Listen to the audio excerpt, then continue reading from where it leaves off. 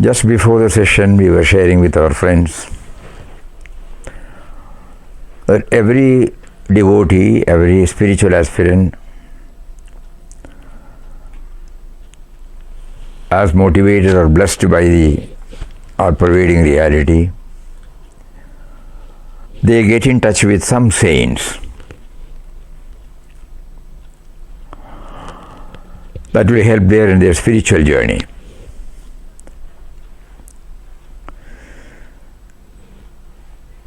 It need not necessarily be through a person. It can be through an ideal. Ideal one hears through some person, some book, some discussion, somebody sharing their experience. In Papa's case, he was Vittal Rao then. He was leading an ordinary life. Many of you might know or might not know that he was not 100% successful in his studies. Somehow, after the matriculation, he got admitted in Victoria Technical Institute, BJT, in Mumbai on textile engineering. So after that, he got a placement in Chennai, and his parents insisted that he should get married. He was reluctant to get married. He was a voracious reader.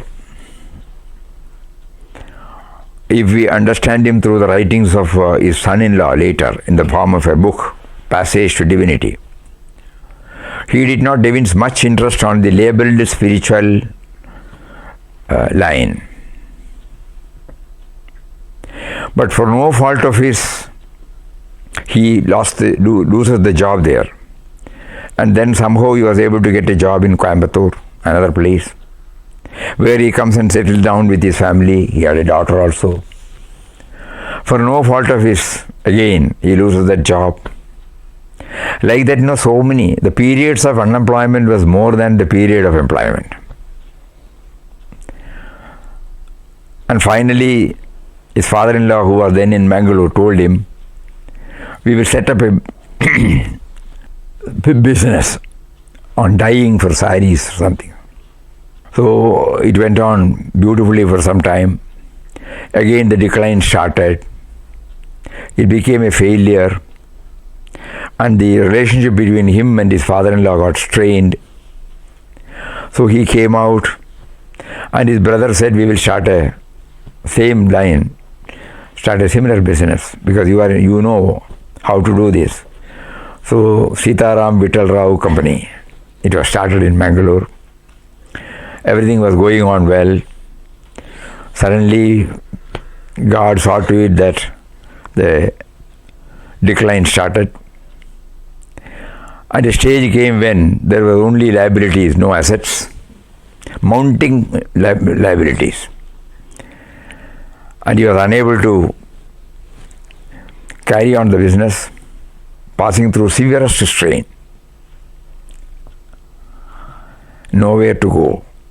In the meantime, his wife also developed arthritis problem, and by nature she was orthodox in her outlook and approach. He, on the other hand, is totally opposed to the orthodox approach. So at both front, the domestic as well as in the outer, he was passing through the severest struggling testing time. It must have been 1920. He was born in 1884. So in the 36th year, he was passing through this crucial period. At that time, Mahatma Gandhi came to Mangalore on his visit. So Papa has written in one of the articles, at a distance he was able to see Gandhiji, and that was his first spiritual touch. You might be knowing that Gandhiji was a great votary of Ram Nam. His Ram was also not confined to any form. Also there in Ayodhya Ram. So when he started chanting Ram Nam, hearing Gandhiji's, he said an inexplicable pleasant feeling developed as soon as he saw. And later on he started going through Gandhiji's various words of wisdom. Then he started reading Srimad Bhagavad Gita, Light of Asia, New Testament, and the most toughest text called Yoga Vasishta, Gospel of Sri Ramakrishna, Swami Vivekananda's teaching, Swami Ramtirtha's teachings. So this Ramnam, so that enabled him to form a right concept of God. Otherwise, what happens is we chant. When we are unable to mentally connect that Nam to the ideal, the real purpose of it cannot be enjoyed by us. So in his case, right from day one, he was very clear about whose name he was chanting. That he is chanting the name of one who is within and who is making him to chant. And the universality has started coming, not confined to any particular form, particular first touch. And he started chanting it. Chanting simultaneously. It was not really a meditative chanting, we can put the word if it is right. It was not merely chanting. Chanting along with dwelling on the various attributes of the Lord whose name we are chanting. So that gave him inexpressible joy. Slowly he wanted to spend more and more time on remembering him through Nam. So the comfort zone which were occupying his mind space, he was slowly able to recede from it by the grace of God. Take to simple living.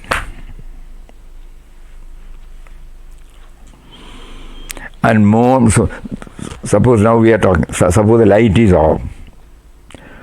Suppose something else is there. We are disturbed because our mind space is now fully occupied with all our comfort zones. And we also think about God, that's all.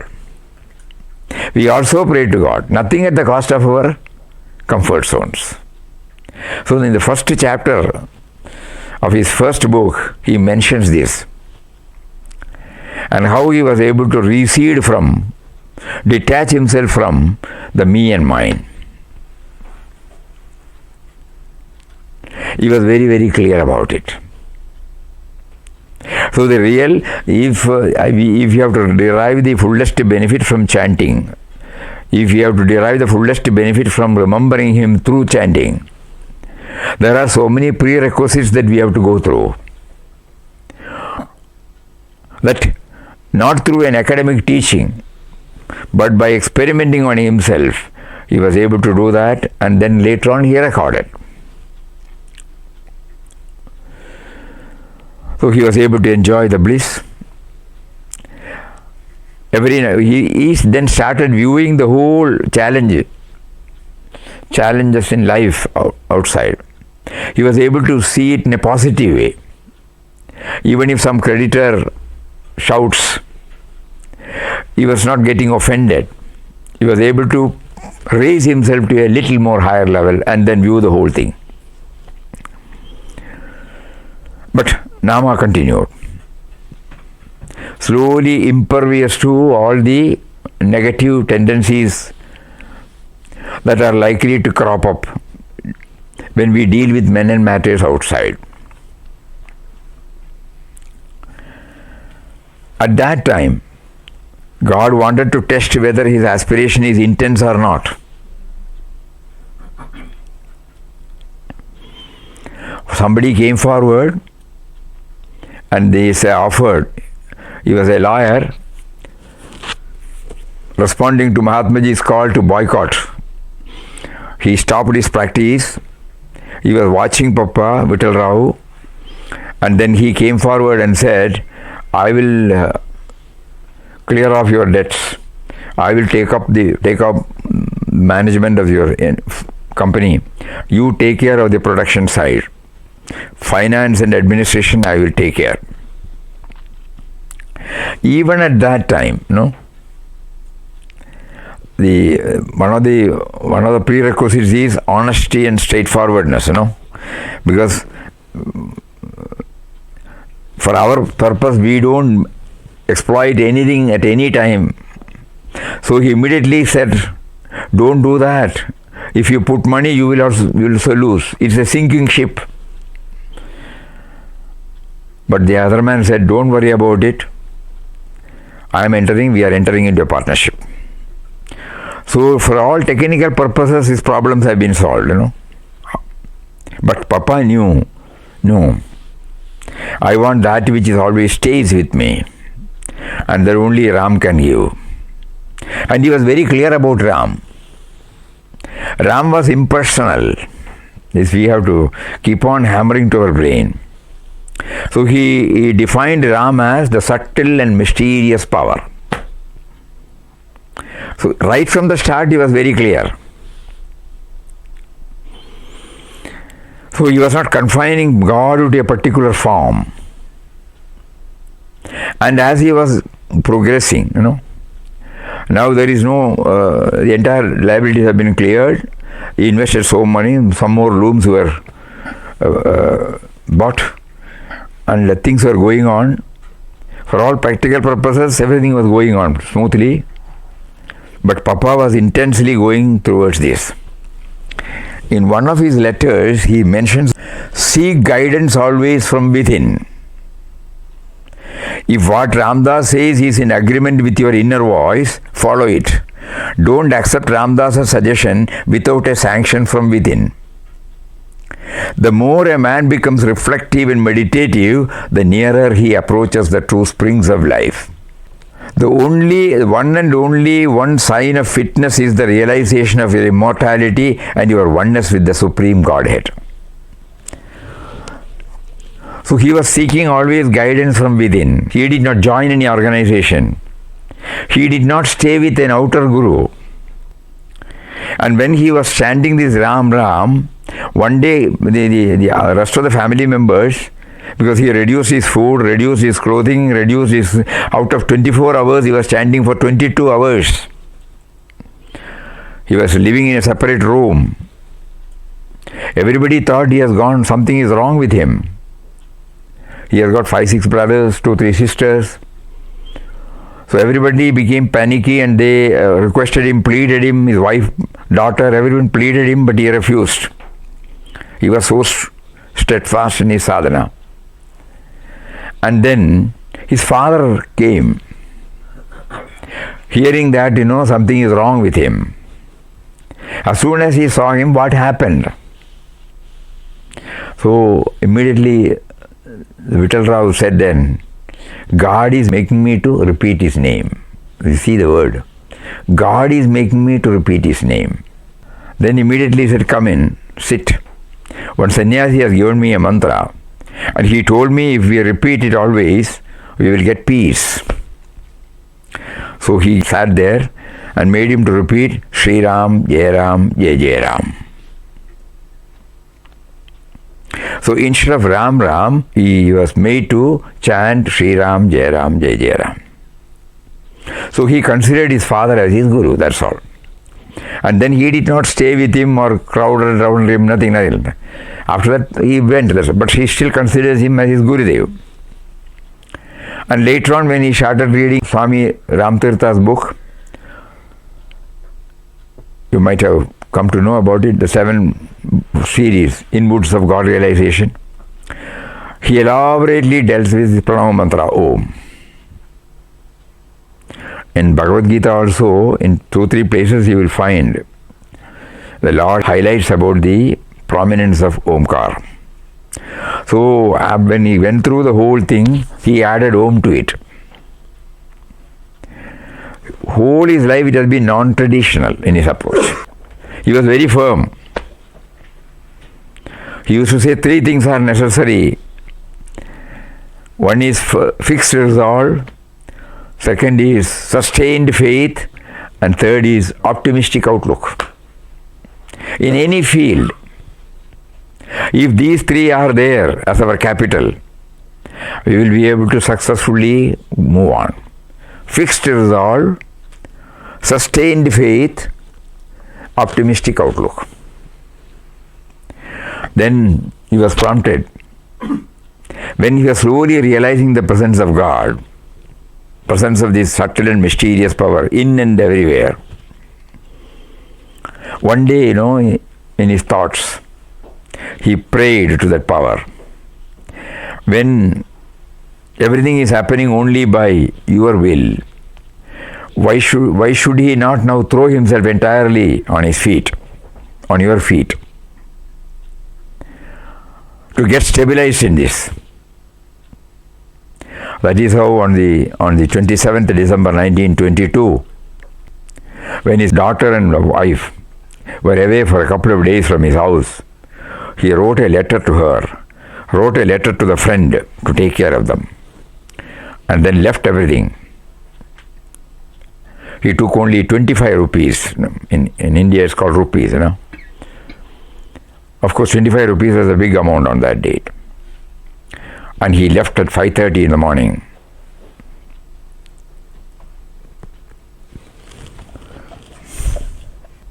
At 5 o'clock in the morning, he bade farewell to a world for which he had lost all attraction and in which he could find nothing to call his own. The body, the mind, the soul, all were laid at the feet of Ram, the eternal being, full of love, full of mercy. That word, He bade farewell to a world for which he had lost all attraction and in which he could find nothing to call his own. And then he left. Evening he reached a station called E Road. He got down. He did not know what to do. This is the greatest teaching. Reliance upon him totally, The planning tendency is zero. Just like a child, when they feel quite safe in the hands of parents, they don't do the planning, Something we cannot even conceive now because we keep on planning and doing everything on ourselves. So it is difficult for us to understand that. But here we find the purpose of going through the biographies is only to remind us of this. And somebody came at the station and asked him, "Where are you going?" He said, "You know it." So he said, "I am going to Trichy in the night train." So he also followed him. Got down at Trichy. He did not know what to do. Somebody got down and he also started walking. And that led him to a place called Srirangam. Suddenly he said, now he knew why Ram was guiding him. Because there are holy rivers in India, of which one is called Kaveri. Ganga, Yamuna, Saraswati, like that, Kaveri is there. So there Kaveri was flowing. Prior to starting, he had dyed his clothes. He was prompted to do that. He did not know why and whereof. But now he knew that here in the Kaveri, he changed his white clothes to put on the ochre robes. Then gave a new name, Das of Ram, Ramdas. Servant of Ram. And he took 3 vows, all non-traditional, not in the usual way of taking sannyas with the usual ritual, absolutely non-traditional. And the first vow was, that is a very touching vow, henceforth this life will be dedicated fully for the meditation and service of Ram. Not only meditation of Ram, service of Ram. They are coming. This life be henceforth entirely consecrated to meditation and the service of Sri Ram. So Ram is the indwelling reality, he is also the all-pervading reality. To dwell on his indwelling reality, that is called meditation. To love and service creation outside is the service of Ram. So that means if we close our eyes, Ram's presence. If we open our eyes, Ram's present. So it was a resolve that this life be henceforth entirely consecrated to meditation and the service of Ram. The second one, strict celibacy be observed, looking upon all women as mothers. Third one, the body be maintained and fed upon the food procured by bhiksha or on what was offered as alms. So with that he came out and started his yatra. For nearly a year, 7-8 months. After 1 or 2 days, he divested himself of the entire money, everything to everybody, and he became totally free with one set of additional dress and 3 books, Srimad Bhagavad Gita, Light of Asia, and New Testament. And the yatra started. Last year, December 20th was the centenary of the sannyas. We call it a sannyas, that's all. Not the traditional sannyas, renunciation. His renunciation is something unique. Because it is not actually renunciation, it is expansion.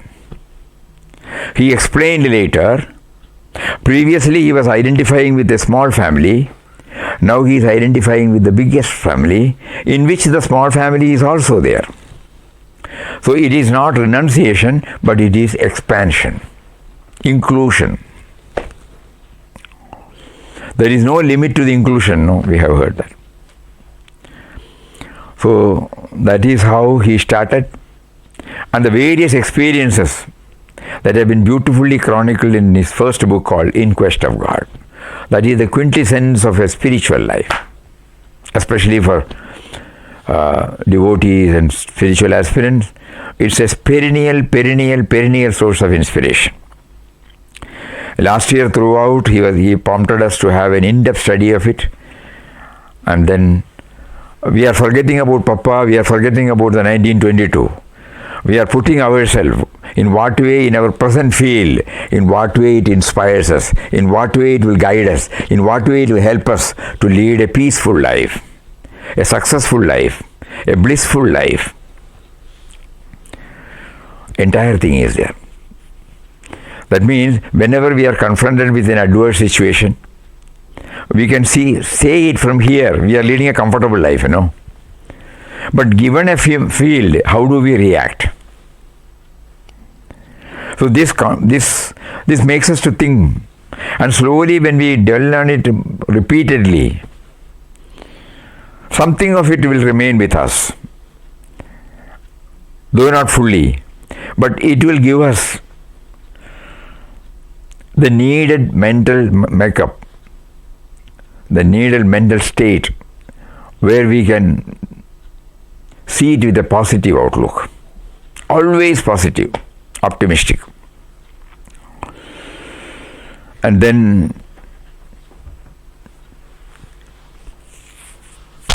again he went, he came back until such time he has not practiced any meditation or something like that. On his way, on the 3rd or 4th day, he happened to be in Tiruvannamalai.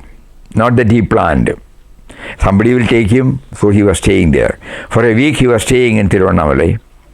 At that time, somebody suggested, there is a Mahatma here, why don't you go and have his darshan? Immediately he said yes. So that was Ramana Bhagavan was there. Ramana Bhagavan and Papa, I think 5 years difference or something. So the moment he saw Ramana Bhagavan, his own words, our words will not help. One day the kind Sadhu Ram took him for the darshan of a famous saint of the place named Sri Raman Maharshi. His ashram was at the foothill of Tiruvannamalai mountains. It was a thatched shed. Both the visitors entered the ashram and meeting the saint fell prostrate at his holy feet. It was really a blessed place where that great man lived. He was young, but there was on his face a calmness, and in his large eyes a passionless look of tenderness. This particular word, when we start telling it, we will get some idea. Passionless look of tenderness, which cast a spell of peace and joy on all those who came to him. He is not attached to anybody, but the tenderness, love is there, universal. Ramdas was informed that the saint knew English, so he addressed him thus: Maharaj, here stands before thee a humble slave. Have pity on him. His only prayer to thee is to give him thy blessings. The Maharshi, turning his beautiful eyes towards Ramdas and looking intently for a few minutes into his eyes, as though he was pouring into Ramdas his blessings through those orbs, shook his head to say that he had blessed. A thrill of inexplicable joy coursed through the frame of Ramdas, his whole body quivering like a leaf in the breeze. O Ram, what a love is thine! Bidding farewell to the Mahatma, the Sadhu Ram, and he returned to the goldsmith residence. Next day he was prompted to go for a first time solitude. First time. And there 21 days he was able to live on one time, He goes to the street, gets some rice, cooks it, only rice, nothing, plain, and shares it with the squirrels and this thing. He takes one at a time. And there is a cave there. Still the cave is there. That's called Almara Guhai. Very difficult for us even to enter into it now. That was the place he occupied for 21. And there, these 21 days exclusively, when he was able to dwell on this reality, and he came out, he could see the light in everything. Not the light that we think of light, The glimpse of the spark of the divinity in everything.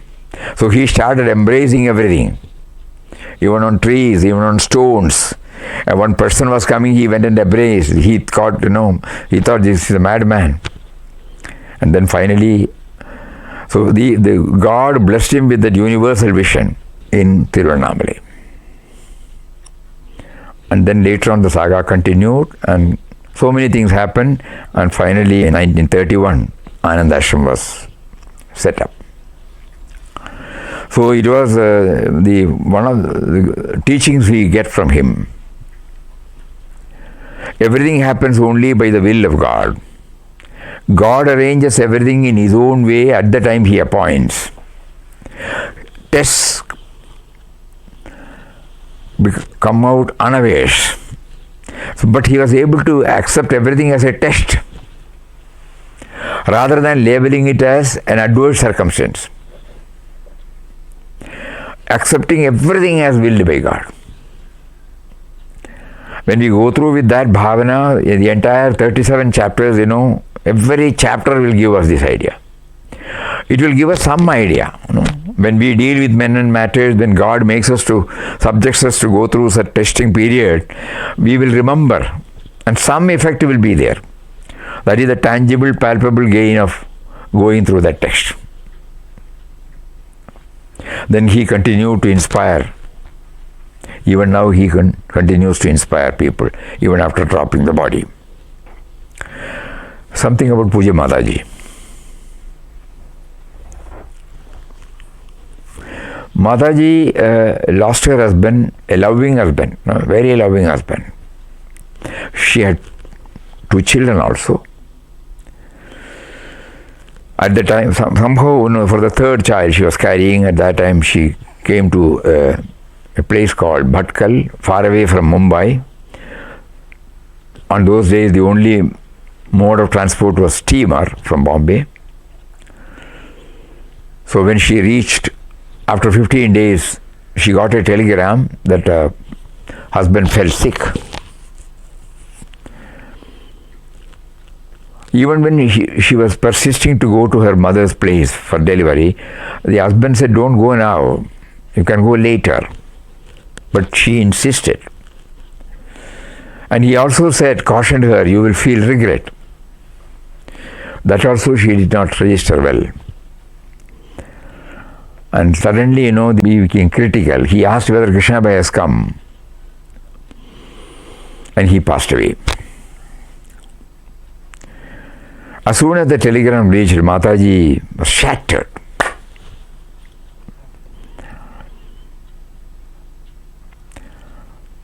She was recollecting. She got married in her 13th year.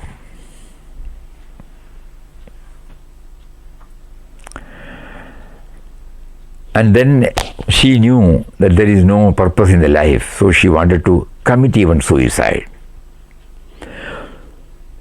God enacted this drama beautifully well, and then she was a great believer. But she went to so many saints, she got initiation, she couldn't.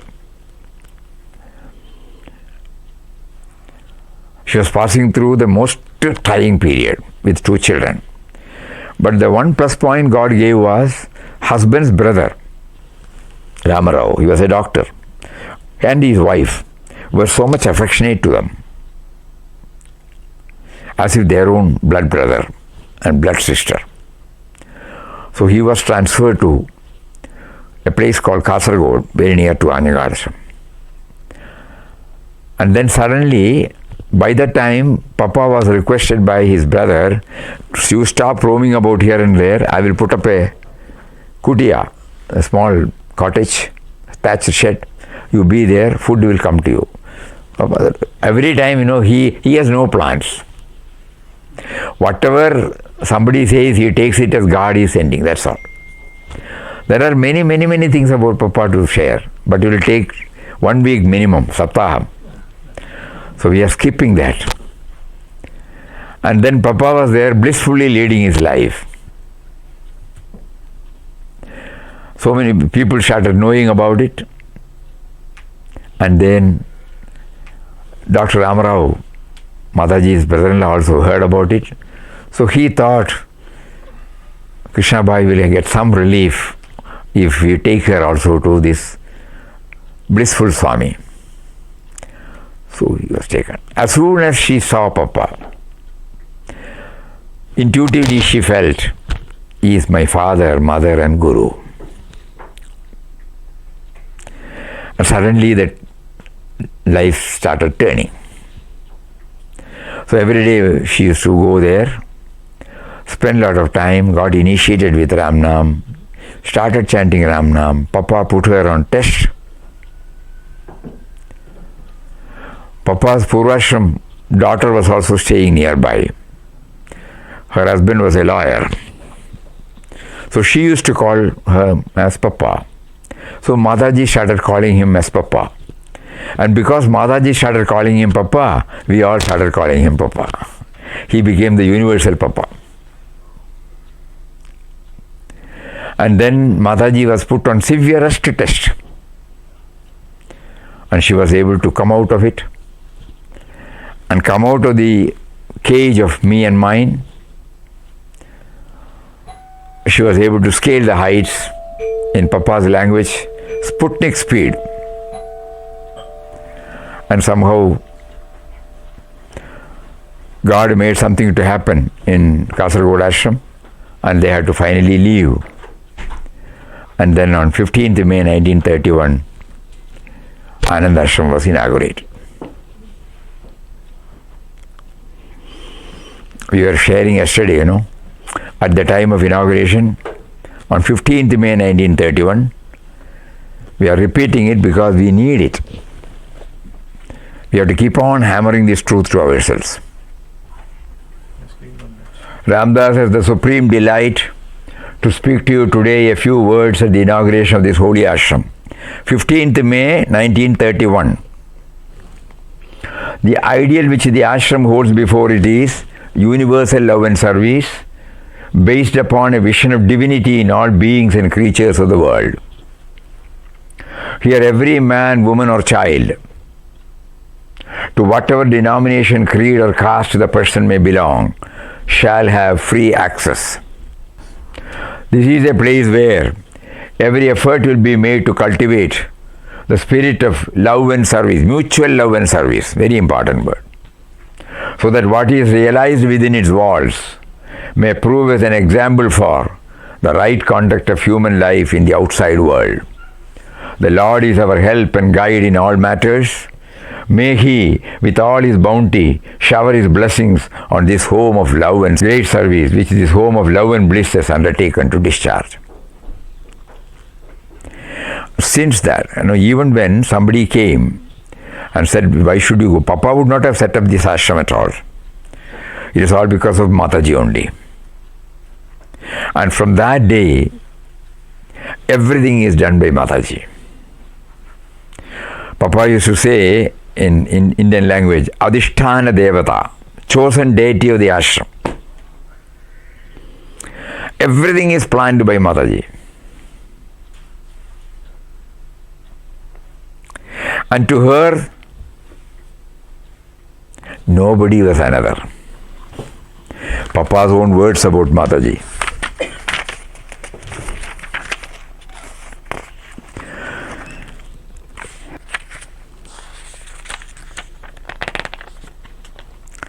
With her, there is no tall talk, no lectures, only life lived out in the spirit of oneness. There is no sense of difference at all. Even among relations, you don't find such dealings. Even with daughter and son, you don't get such dealings. There also, there is some feeling of give and take. People talk about it. Long, big lecture. For long hours they give pravachans and all that. When you come to practical plane, you fail. Therefore, she may be called the embodiment of universal love and service in the true sense. You cannot imagine in what way her mental machinery is working. It is always working. Ramdas can imagine to some extent how to do good to others, how to serve somebody, how to relieve their distress. That is it. If she is not able to do as much as she feels she should, she is very unhappy, she is miserable. In fact, she has a heart that is made only to feel for others, hands only to give to others, body to toil and serve for others. Self-interest, selfishness, selfish views and ideas are totally absent. Compared to her, Ramdas is nothing. I tell you the truth. Ramdas is a talker. She is the doer.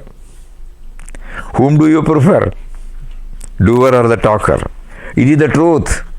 You cannot deny it. Ramdas does not want to unnecessarily belittle himself to show that he is a very humble person. That is not it. That is the fact, the entire truth. Although she called Ramdas Guru and all that, Ramdas can say that the reverse is the truth. Nobody knows that. She does not want to make anybody know it. If she hears Ramdas talking in this trail, she will take objection. What are you talking? To that extent she is selfless. To that extent she is egoless. Ramdas can tell you she came prepared for it, and in teaching Ramdas what a true life is, she flowered, blossomed in what it is to lead a life beyond all duality, absence of otherness. Live in the absolute impersonal reality and then look and move in the world. This lesson she came to teach Ramdas. By practicing it before him, Ramdas was having his own experiences but was clinging to certain forms. Form means some discipline by certain regulations, some rules, which she came and broke all of them to pieces. She puts everything on Ramdas. That is the beauty of her life. She has got something on which she hangs on, the ego. The ego, you see, is hanging on a peg, and that peg is here, referring to himself. And she is without ego working. She is the only one who has put it. Others have not done it. This is a great message for all of us. When you are talking about Guru Purnima Day, it's a constant reminder every year for all of us. Have we put our sense of individuality on the peg of our Guru? Mataji always says, Papa did, Papa. Always 100 times he will use the word.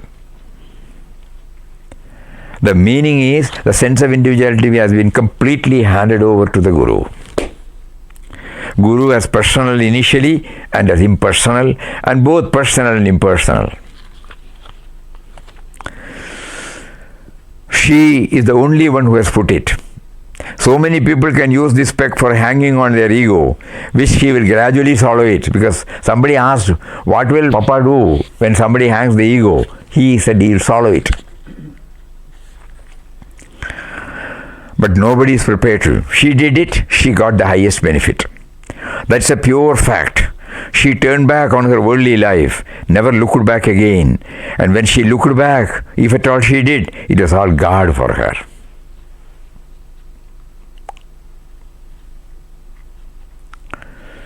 There are many, many instances. Again, one more saptaham to tell about Mataji's life.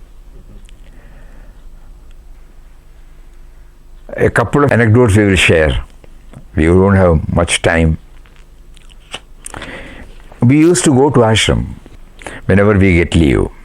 It all started from 64. So whenever we go to ashram, we straight to go to Mataji's room first. We don't have to have any prior appointment. The door is always open. We just barge in, that's all. As soon as we get down from the taxi or auto, or from the railway station, first thing what we do is, when we go, we straight away go to Mataji's room. First visit, we had to travel from Chennai, so she did not ask anything else. She only called somebody, asked him to give a room, and she looked at me and said, go, have bath, eat food, take rest, sleep. Nothing, no word. How you came to know, what are you, where are you, nothing. And in the night we met her. So after that, whenever we go, she will ask us to sit in her room, make her to watch. So one day when we were sitting there, there is a window. People will come, petitioners, everybody will come and then say a few words. Mataji will get up and hear. So we were sitting nearby. So he was crying. He said, I will not do it again. So Mataji should somehow condone us.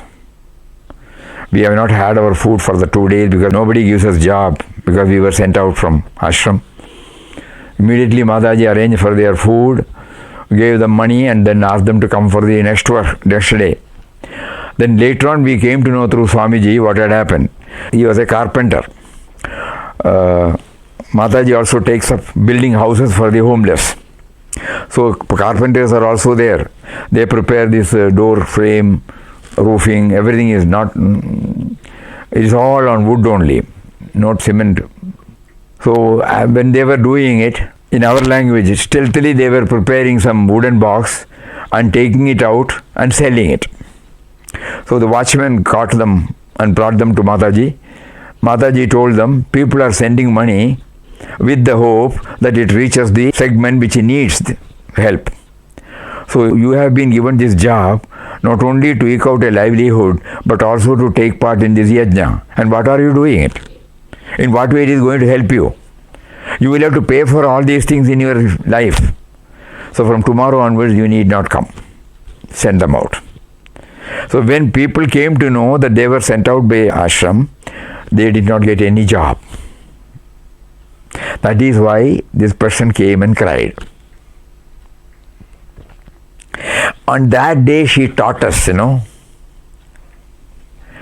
you may talk philosophy, tall talk, you may talk about values, this and that, but you should have a humane mind. The humaneness should be there. It is all right to err is human. Immediately the mother in her came out, That is why the small book is called the mother of all, no? Because though she has scaled the heights and see the she could stabilize herself in the absence of otherness. There is no other for her. But at the same time, to every individual, she comes down to the normal plane and she reacts from the level of an earthly mother. What is their immediate need? That will be taken care first. So rights and wrongs it will be there. Swamiji used to mention this particular word. Mataji's admonitions, Mataji's strict way of telling, or even she may apparently feel, we may feel that she has lost her temper. But that is all like a line drawn on a surface of the water. It is there only for a few, not even for a second, Suppose you put a cup of water, you take a spoon and put a line there. It will be there only for a trice. The leveling is immediately done.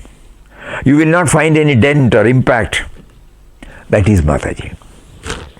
For the sake of vyavahar, for the sake of worldliness, she may be reacting it for their own interest. Here, it is very clear from the word we could hear. She is worried not because that they have stolen. They will have to pay back for this, Every act has got a action and reaction. So this is called karmic triangle. So she only felt that they will have to pay back for this. As a mother, she felt very bad. So to discourage from them to getting into this cobweb of karmic triangle, that is why she sent them out, not as a punishment. That was a great lesson. Later on, Pujya Swamiji used to share with us, whenever anybody comes for any help, they come to Mataji. One day, as Pujya Swamiji was coming to Mataji's room, that person, that lady, she also said something, Swamiji said something. And later on, even, Swamiji, some of you have seen, some of you would not have seen. Our lowest voice is Swamiji's highest voice. So when Swamiji came in, Mataji asked, why did you raise your voice? Swamiji cannot raise his voice, in our language. But Mataji could feel that he raised his voice. So Swamiji explained, she was asking for something, we replied. Again she was asking, we replied. So probably in that process I would have raised the voice. Repetition. Mataji immediately said, they are repeating it because of their absolute need. So why should we raise our voice? You have solved Ashram's problem, but what about her problem? By disposing her off, you have solved Ashram's problem. You have explained something. But what about her problem? So she was teaching us what is the absence of otherness. Very difficult for all of us to put it into practice. That means put ourselves in their shoes and view it from there, not from our level. From our level, we have got some norms, rights and wrongs. Certain things can be done this way, that way. We go strictly by this. But we are not putting ourselves in their place and then viewing it. So like that, there have been many, many instances where she was able to harmonize the highest spiritual values and the day-to-day life. Pujya Swami Chidanji Maharaj used to say, daily life and daily sadhana. Daily sadhana needs a field to try. That is why God has given us this daily life. We have learned something, we have heard something, we are inspired by something. But how do we know that it got stabilized in our mind? That is why God has given us a daily life. So unless there is a conscious effort on our part to harmonize this daily sadhana tries to improve the quality of our life. And here is a test. if I don't pass the test, if I am not asked to sit for the examination, how will I know that I have assimilated it? How will I know that I have absorbed it? So Chidanji Maharaj says, daily life is given to us to test our daily sadhana. So Mataji was teaching us that the daily sadhana, whatever dealings we have with our men and matters, we should try to always hammer this truth. God is providing us an opportunity to test what has been given to us in the form of teachings, whether we are in a position to translate this into our very life. Like that, so many instances. Every time, whenever somebody comes, she was insisting that everyone should feel, just as Papa has written in that ideal, that they are coming to their own home. So that is why when they take leave, it was a trying period for all of us to take leave of her. We come there, stay for 2 or 3 days, and to tell Mataji that we have to leave day after tomorrow is a toughest job. We will be planning how to say this, how to say this, how to say this. She may say, don't go. On a particular day we would have fixed. She will say, don't go. And we don't say anything to Mataji. We can talk anything to Swamiji, but not to Mataji. We will not feel like. One incident, yes. We were working with a Jain in Wayanad, coffee plantation, to assist in the management of the estate. One day we were passing through Kanjangal ashram. Coming from Mangalore to Wayanad we are going. So it was at about nearing 5:50, 6 o'clock, nearing 6. So we told him, we will just go to ashram and do pranams to Mataji and then go. Normally he doesn't go to any Hindu ashram. He is a devout Jain. He said, okay. So we went there, stopped our vehicle, rushed up to Mataji's room. Mataji's room is always open. As soon as she saw, he immediately went and prostrated. Mataji said, go and have your food. We have to leave immediately. Mataji, we have to again travel for another 5-6 hours. We just wanted to have your darshan, that's all. She did not pay heed to anything. Go and have your food. When she repeated twice, we looked at him. Then he said, okay. So we went to the canteen. As we were entering, it was nearing 6 o'clock. This person will not take his food after 6 o'clock. Suddenly he said, that is why Mataji was insisting, go there, have food. 6 o'clock is too early, 6 o'clock is too early to take dinner. But on that day, Mataji insisted. She said, go, have your food, have your food. And then we had food, came back, we did not leave immediately. We sat there till 8:30. That is Mataji. So then, like that, we need another 7 days to share all these things. A few words about Pujya Swamiji. Pujya Swamiji had served Papa for 14 years, served Mataji for 40 years. He joined the ashram in 1949. Papa dropped the body in 63. Mataji dropped the body in 89. And that is why, though they dropped the body, everybody felt Papa Mataji in Swamiji. To him, nobody is irrelevant, nobody is unimportant, nobody is insignificant.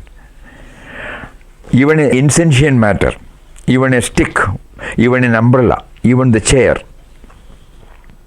even when he switches on and switches off, you can see the tenderness, passionless tenderness, You can see that in every action. There is a touch of love everywhere. Swamiji's sense of equanimity is something, inexplicable. Under any provocative circumstances, Swamiji will not lose his balance. Even if somebody shouts them, immediately come say something, you will find he is always mum. One example I tell you. In 2003, there was an earthquake in Gujarat. As soon as we heard that there is an earthquake, before that there was an earthquake in Latur in Maharashtra. At that time, ashram sent some money to the organizer for rehabilitation. So as soon as we heard, night, we were going to Bhajan Hall. Swamiji used to come for the night arati. So we were telling Swamiji, let us not send any money this time. We will build houses, 10 houses. Swamiji immediately, why limit 10, 20 houses? So we then wrote to our friends in Gujarat to get the details. One devotee by name Meeraben. She was working in LIC. She moved from pillar to post, to find out some details. Nobody could guide. 1 month elapsed. So we told her, you make your own attempt to locate. And finally, near Morbi, she was able to identify one village where the earthquake has shattered everything.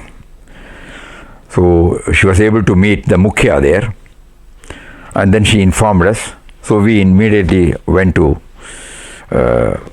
Gujarat with friends from Bombay, and then we saw they were all living in the midst of debris, no house, everything has been shaken and heaps of debris. In between they clean, cook something in the stove and then eat.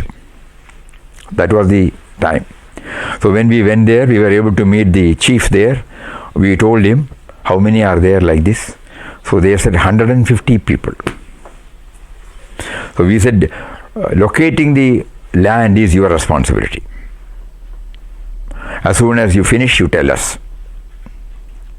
So they were able to pursue the government and they got this land, 5 cents, something like that. Then we immediately again went to and started discussing. You will do what, we will do what. An engineer was put on duty there. He will be there on the site. Devotees from Mumbai will go there every 15 days. This Meeraben will oversee everything. We asked them to have, a copy of the individual title deed, blueprint, and then bank account. Everybody should open a bank account. Right, that everything was streamlined, and there is a 2-3 tier verification. And finally, when Meeraben says, go ahead, we send the money. And systematically, it was going on, the construction of 150 houses. And then after 6 months, we made a visit. Still, it was, in some sites, it was not started. So we said, we will stop further if you don't start. And in 6 months' time, everything got started. And in 1 year, all these 150 houses were completed. And the handing over the key, that was done. We came back. Swamiji was sitting in his room. At that time, it costed more than 10 million. It was a big amount then. Ashram does not ask anybody, does not mobilize anybody. It comes by itself. Everything was over. We were jubilant. We came, reported to Swamiji with all enthusiasm. With this speed, I was telling him. There was no reaction. Oh, nothing. Then later on, he slowly started talking. He said, when Papa and Mataji were touring Gujarat, I was also accompanying them. At one place, when she saw mud houses, she asked the driver to stop the vehicle, came out of the vehicle, looked at the whole picture. And she saw people bringing water, ladies bringing water on their head with pots. Then with a deep sigh, she said, when am I going to build houses for them? So Swamiji said, her sankalpa was there many years ago in Gujarat. She now fulfilled it. That instant only we came to know. Otherwise we were thinking the contextual, no? There was an earthquake and there was a prompting from inside. God arranged everything. Everything is okay. But still, the sankalpa of a noble soul who has identified herself completely with the entire creation, it has got its own telling effect. And how things got arranged in 1 year, unimaginable. We are sitting in Kerala and Gujarat is somewhere else, and in Gujarat Morbi is somewhere else, the Hanu village is somewhere else, not at all easily accessible, and then things get started and things get finished in 1 year time. At that time we did not know any of this background. We named it as Krishnanagar. Later on when Swamiji revealed this, then we came to know. So why we remembered, that unruffled attitude of Pujya Swamiji. One day, one devotee from Sri Lanka came, along with his son and his grandson, small child, newly born child. So they reached there by about 2 o'clock. When somebody comes to the ashram, they will be bringing so many things, But Swamiji will look at it and then ask us to place it somewhere. We were also wondering why he should look at it. On that day, when we came to his room by 2:30, he was searching. What are you searching, Swamiji? He said, you will not know what I am searching. Then he said, there will be something like an umbrella. And what is that? It must be a net. Okay. Finally we were able to locate. And at about 3 o'clock, this devotee with his grandchild was coming to the Swamiji's room. And as soon as he came, everybody prostrated, everything, they got seated. Then Swamiji looked at the newborn. There were mosquito bite. So they said, she is now sleeping, she has been crying. Lot of mosquito bite in the train journey, and here. Immediately Swamiji brought this. It was something like a net for child, that was placed. The devotee was weeping like a child. He said, I searched for it everywhere. I couldn't find because we had to go along with the trip. I couldn't go to the city and buy. I don't know where it is available. And he told me later, I was about to ask you where I will get this. Because without that, the child cannot sleep. I said, the moment you started coming here, Swamiji started thinking about it. And he was searching for it where it is. So God made somebody to bring it and keep it. Swamiji remembered it. Everywhere, that's why we said nothing is irrelevant, nothing is unimportant, nothing is insignificant. You keep it there, we may say that unknowingly, unwittingly. But then only we came to know why he is looking at everything. He said everybody brings it here to be passed on to somebody. So these are all things, quality, care and concern for others. Easy to say that. To put it in practice and to make us to observe that, that's a great blessing. So like that, we may require 1 more week to say about Swamiji. So they are all it is not that we are attached to their forms, but through that form they have revealed so many things to us. So they continue to inspire us. Whenever we go off the track, whenever we fail, whenever we forget, their life immediately comes and pulls us up. Hey, what are you thinking? What are you talking? What are you doing? So this is in brief about Papa, Mataji and Swamiji. That means every moment they are teaching us. Never think Papa used to say, talk in terms of universal, not in terms of individual. Think in terms of universal, not in terms of individual. Do in terms of universal, not in terms of individual. Nice to say, nice to hear, nice to reproduce, nice to memorize. But to see it in action. And then slowly we pray to them. You are seated within us in the form of remembrance now. Kindly pull us up. Enable us to reach something of what you have done. We know that we cannot reach that stage, but something of it. In the midst of various challenging situations, we are likely to fail or forget. Please pull us up. Radhamma was share something about Papa Mataji Swamiji this morning. Why? It's a sadhana by which we relive those moments, So it is a sadhana on our part to remember them. And Mataji keeps on telling, Papa keeps on telling, Swamiji keeps on telling, that never limit yourself to one saint. All saints are equal. All of them. When somebody asked Mataji, you are doing so much. We forgot to say that, there was no school. So she said, we will have a school. Immediately people started sending money. 25 paise, 50 paise, 1 rupee, like that. On those days in Ashram Vision, if you look back, you will see every month the collection received. And they started the primary school. Mataji herself will give a bath to all children, feed them, provide them with everything. And then a stage came when administration is a difficult thing. So Papa immediately said, hand it over to the government. The whole area was ashrams. Then it was handed over to the government.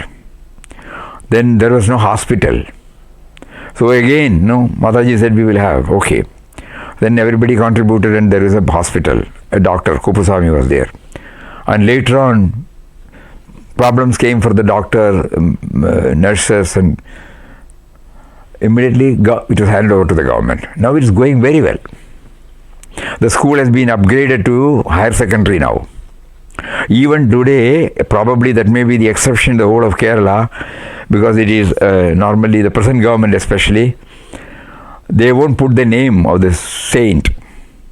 But here you will find not only the name, photo. It's a government school. Swami Ramdas Memorial High School. It is still there. And even this year, they got 100% success in SSLC exam matriculation. So that is going on well. Hospital is very nearby. That has been taken over by the government. It is called Primary Health Center.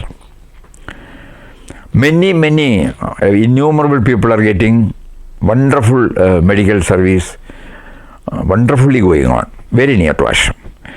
And at that time, there was no vocational training center.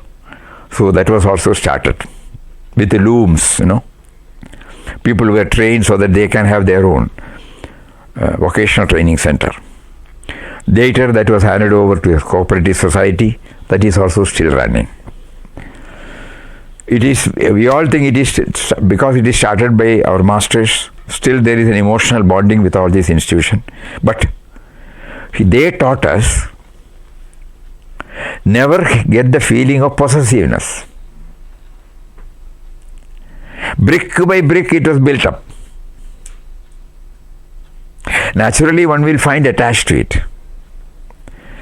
But to them there was no otherness. Whether we run it or you run it or they run it or the government runs it, it doesn't matter. It should run. It should reach out to people. So like that, when we go back to their life, there are so many things.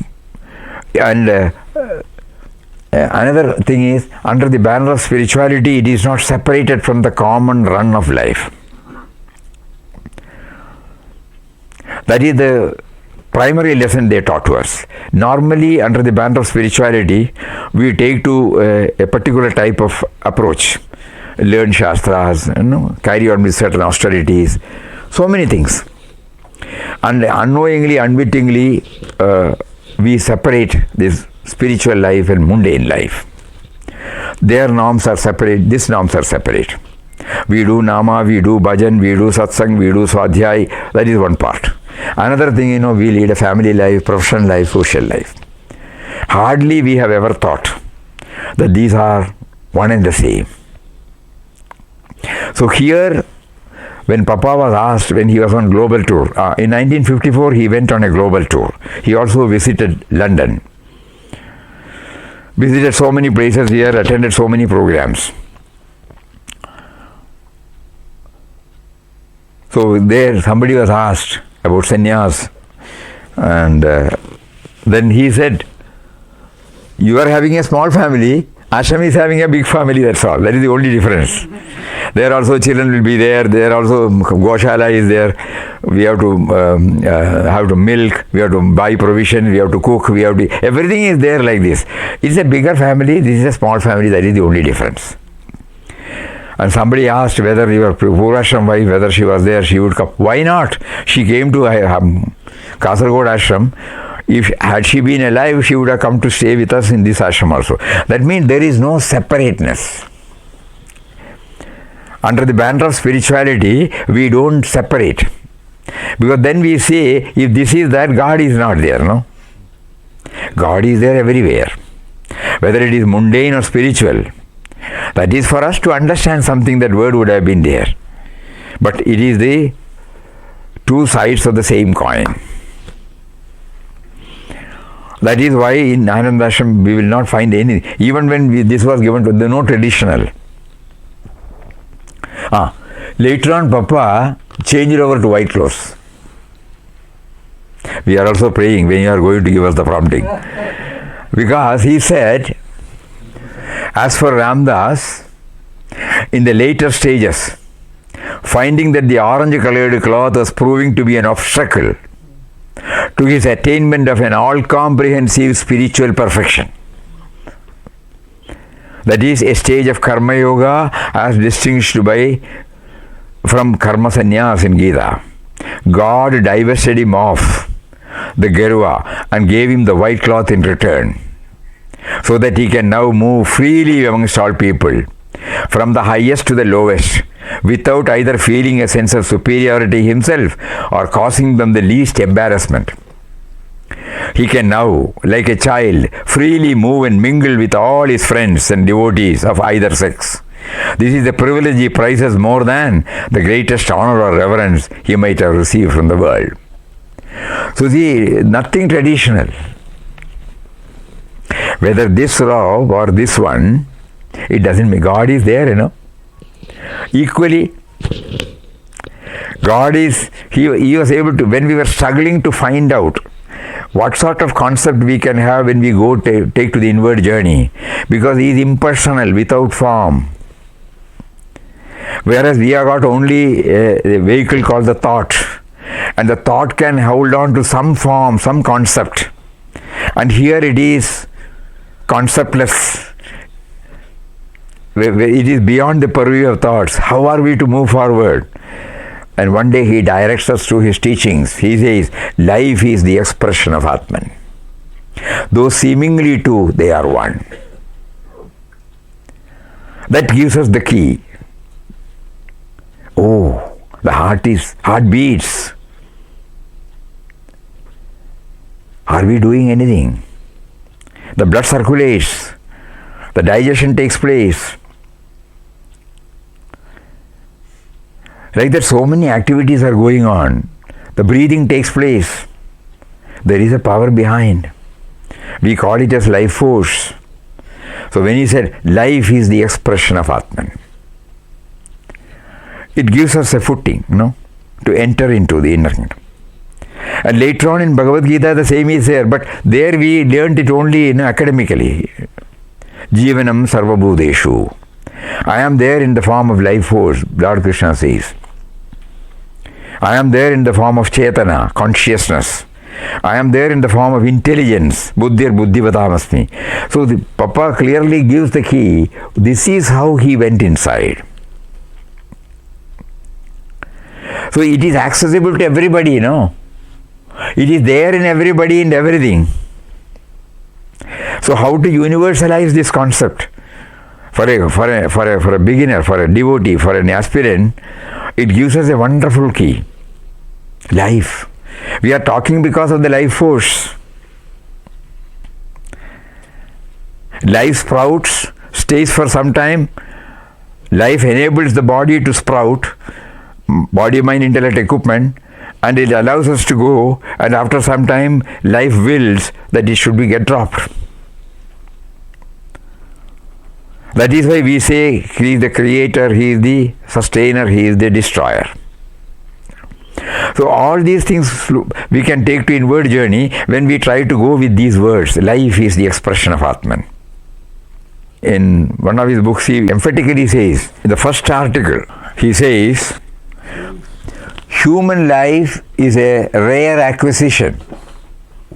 Its purpose is to know the Atman, by knowing which you have nothing more to know. And life is the expression of Atman. Everyone must realize that the divine is within him. God is within your heart. You are his embodiment. You are he, but you do not know that. There is a veil of ignorance separating you from God. Remove the veil. First God, everything else comes next.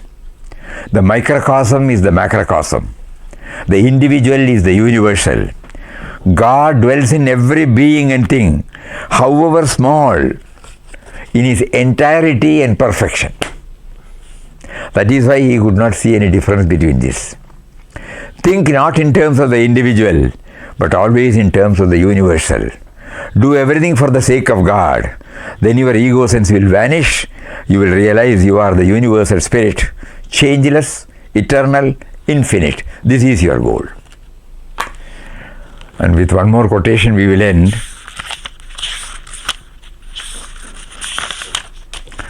Try to enter into the mysterious origin of your and the world life. Practical clue. To know who you are in reality is the real quest. To arrive at this truth, you have to, by a systematized process of thought and discipline, transcend all human limitations set by the body, mind, intellect, and then, embarking on the realm of the spirit, realize your immortal, changeless, blissful nature. So the methodology given is, aim has been given. What is to be aim? To know who really we are. And the methodology is to go to the origin of our and the world life. So when we try to go that, to put us on the track, he gave us Nam, Seva, Dhyan. It's already 6 o'clock. We have to stop somewhere. God willing, we will again. He will give us some more opportunities to share that. And we are deeply grateful to all of you for having given us this wonderful opportunity to dwell on these sublime, profound thoughts that will hasten our spiritual progress. Hari Om.